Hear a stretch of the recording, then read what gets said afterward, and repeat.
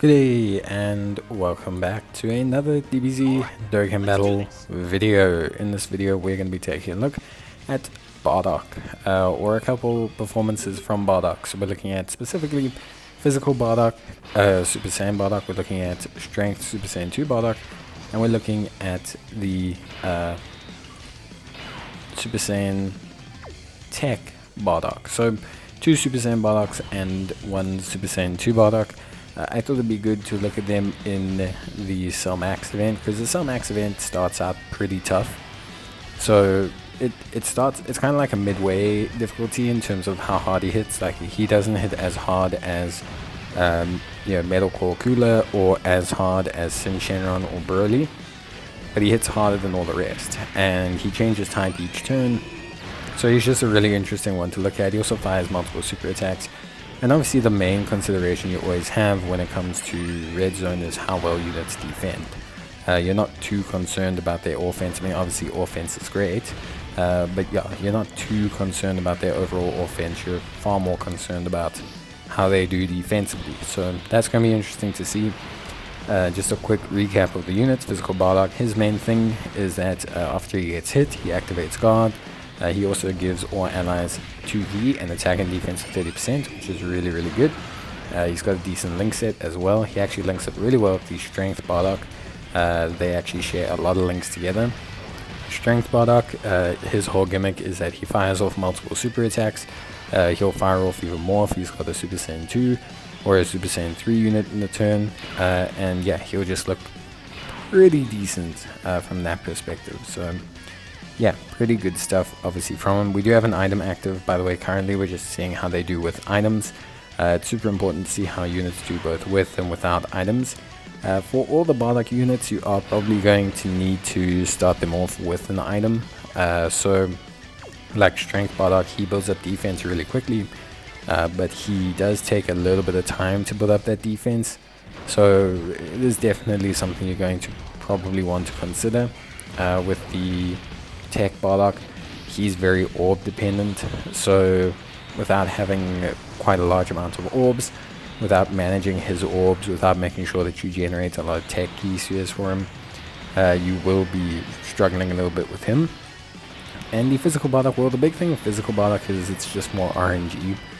Physical Bardock, generally speaking, looks probably the best or most consistent, but his big problem is if he gets supered before he gets hit, he won't activate Guard, and then he just takes a lot of damage. So there's not a lot of, like, there's not a lot of overarching incentive, for him as a unit if he gets hit with a super attack first. So I think in general, I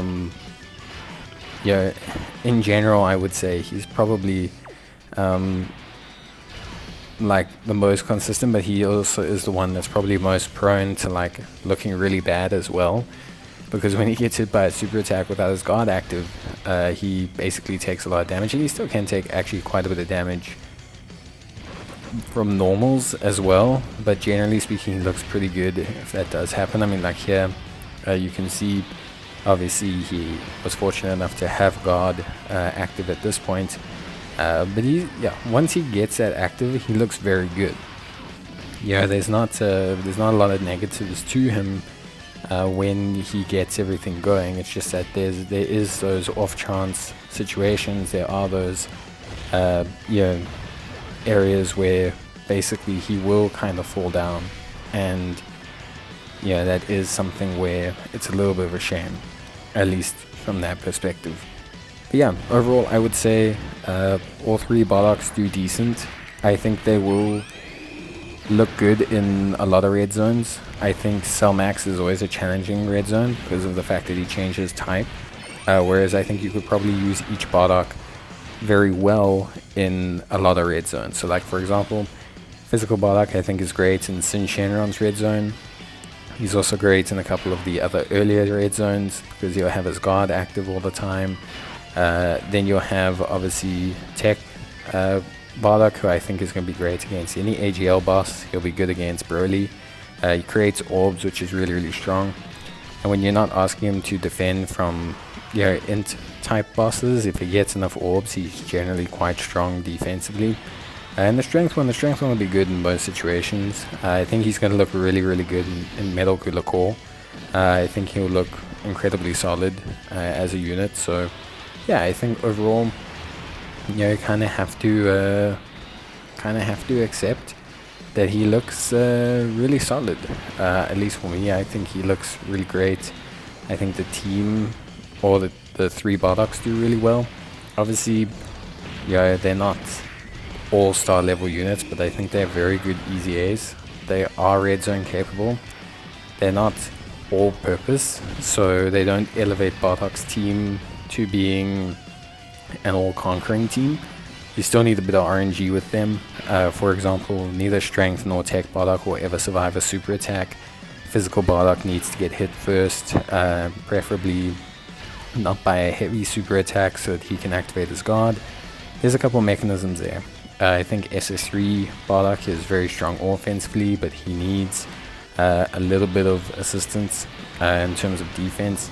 But yeah, overall, the team does really well. Physical Bardock does a great job here. You can see his guard activating. He provides that support, which is huge. So there's not a lot of super negatives to the units. I think all three of them perform very admirably in like a lot of ways. But I do think there is a little bit of a limit to their capabilities. They're not going to make Bardock's team all conquering, but if you combine them with Intora, with Bardock, and I think with Fasha, then you have a very strong team. Because I think all three Bardocks are very exceptional floaters, and I think that's very, very good of them. But yeah, physical Bardock great. We are going to see how the tech one and the strength one do without items, because I think that's also obviously very important. 270k from the tech one. This is type neutral damage, so they should both be fine. But you can see there it takes a little bit of damage, so obviously, it's all dependent on the orbs. You got a decent amount there. But yeah, afterwards he does fine, great damage as well. And then you have obviously the strength Bardock, who does a really good job actually. I know he's going to die to a super here, but that doesn't paint the whole picture. His defense is very capable for normals. Out of all of them, I would say strength Bardock's probably the one that could look the best, like for me, because you can get like 3 or 4 super attacks that all crit. His attack can build up quite nicely. His defense is capable for normals for a lot of red zones, not just like Cell Max or anything like that. So yeah, I think good stuff overall. At least for me, I think overall it's pretty good stuff. But yeah, that's it from me. Let me know what you think. See you guys in the next one. Bye.